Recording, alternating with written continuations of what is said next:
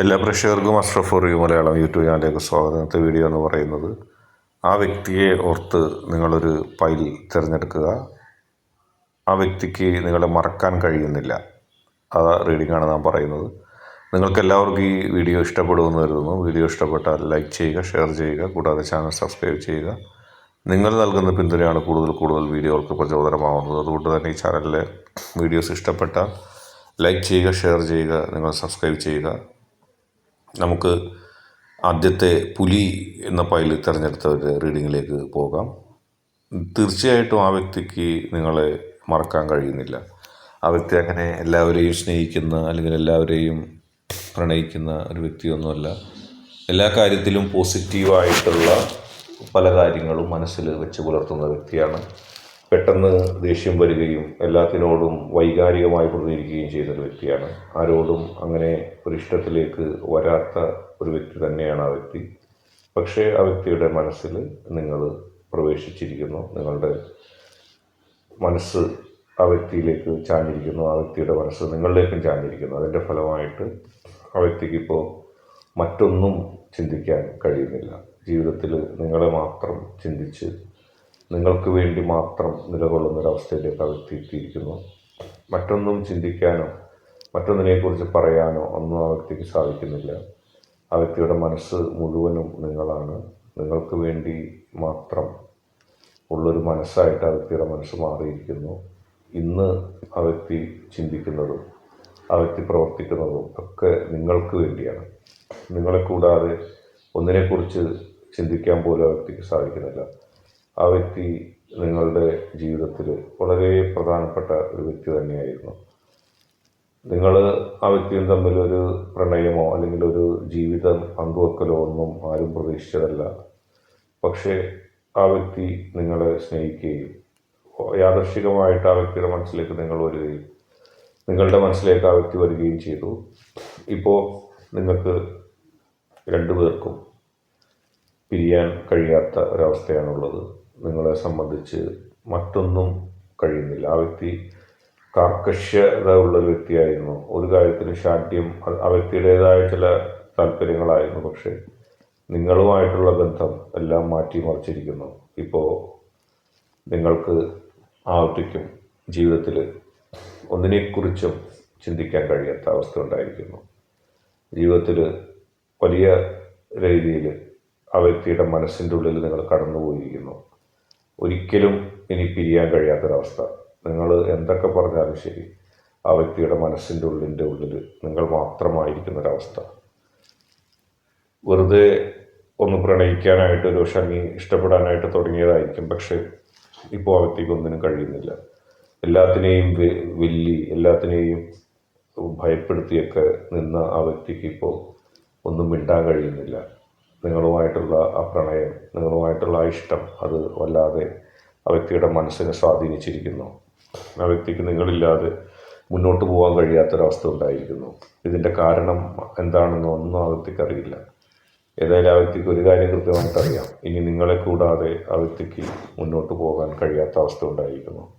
നിങ്ങളില്ലാതെ ഒരു തരത്തിലും ആ വ്യക്തിക്ക് ജീവിക്കാൻ കഴിയാത്ത അവസ്ഥ. ആ വ്യക്തിയുടെ മനസ്സ് വല്ലാതെ പിരിമുറുക്കമുണ്ടാവുകയാണ്. നിങ്ങളിൽ നിന്ന് അകന്ന് കഴിയുമ്പോൾ ആ വ്യക്തിക്ക് ഒട്ടും പറ്റുന്നില്ല. ചില ആളുകൾ ആ വ്യക്തിക്കൊപ്പമുള്ള അല്ലെങ്കിൽ ആ വ്യക്തിയോട് സ്നേഹമുള്ള ചില ആളുകൾ നിങ്ങളിൽ നിന്നും ആ വ്യക്തിയെ അകറ്റാൻ ശ്രമിച്ചു.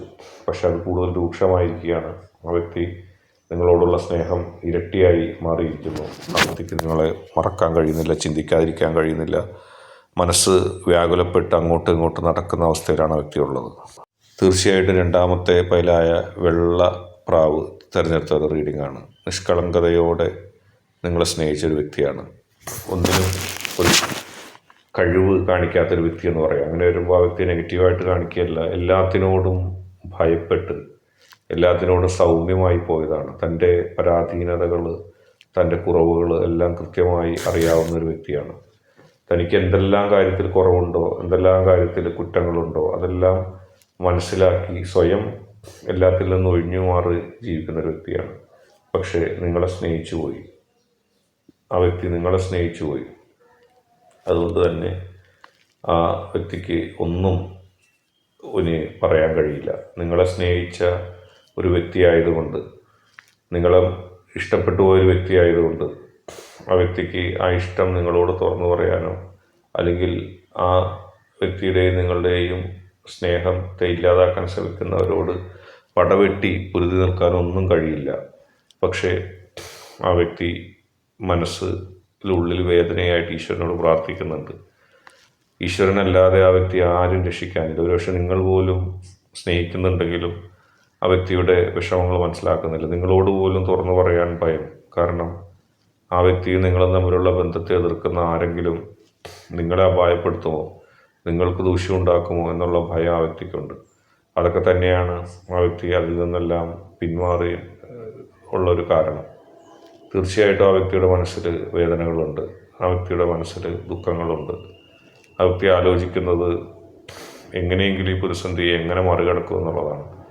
പക്ഷെ ആരെയും വിഷമിപ്പിക്കാനോ ആരെയും ദുഃഖിപ്പിക്കാനോ ആരുടെയെങ്കിലും മനസ്സ് വേദനിപ്പിച്ച് എന്തെങ്കിലും നേടാൻ ആ വ്യക്തി ഉദ്ദേശിക്കുന്നില്ല. ആ വ്യക്തി ആഗ്രഹിക്കുന്നില്ല. ആരോടും പരിഭവം പറയാതെ തൻ്റെ പ്രണയത്തിൻ്റെ അവകാശങ്ങൾ, നിങ്ങളിലുള്ള അവകാശങ്ങൾ ചോദ്യം ചെയ്തെടുക്കാനോ അല്ലെങ്കിൽ അത് കിട്ടിയേ തീരൂ എന്ന് ശാഠ്യം പിടിക്കാനോ ആ വ്യക്തിയില്ല. കാരണം ആ വ്യക്തിക്കറിയാം തന്നെ ചിലപ്പോൾ ആരും പരിഗണിക്കണമെന്നില്ല, തന്നെ ആരും മനസ്സിലാക്കണമെന്നില്ല.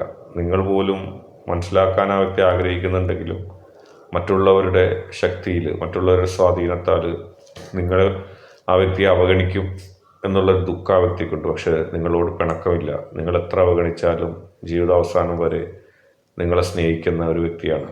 നിങ്ങളിലേക്ക് തിരിച്ചു വരും. നിങ്ങളൊന്ന് മാടി വിളിക്കാൻ ആ വ്യക്തി കാത്തിരിക്കുകയാണ്. തീർച്ചയായിട്ടും ആ വ്യക്തി നിങ്ങളിലേക്ക് തിരിച്ചു വരും. നിങ്ങളെക്കുറിച്ചാണ് ചിന്തിക്കുന്നത്. നിങ്ങൾ അതിനെ അനുവദിക്കുമോ, സാഹചര്യങ്ങൾ അനുകൂലമാകുമോ എന്ന് ഒക്കെ ആ വ്യക്തി പ്രാർത്ഥിക്കുകയാണ്.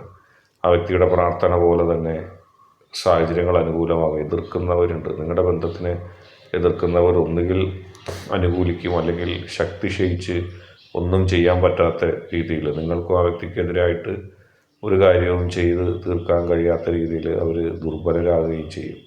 അങ്ങനെ ഈശ്വരൻ നിങ്ങൾക്കും നിങ്ങളുടെ വ്യക്തിക്കും ഏറ്റവും അനുകൂലമായ സാഹചര്യങ്ങൾ ഉണ്ടാക്കുകയും നിങ്ങളുടെ ജീവിതത്തിൽ ഏറ്റവും പോസിറ്റീവായിട്ട് ഏറ്റവും ശക്തമായ രീതിയിൽ മുന്നോട്ട് പോകാൻ നിങ്ങൾക്ക് കഴിയുകയും ചെയ്യും. നിങ്ങളുടെ ഇഷ്ടത്തിൻ്റെ, സ്നേഹത്തിൻ്റെ ഏറ്റവും വലിയ ആത്മാർത്ഥതയുടെയൊക്കെ ഉത്തമ ഉദാഹരണമാണ് ഈ ബന്ധം. ഒരു പ്രതികൂല സാഹചര്യവും നിങ്ങളെ ഇനി തളർത്താൻ വരില്ല.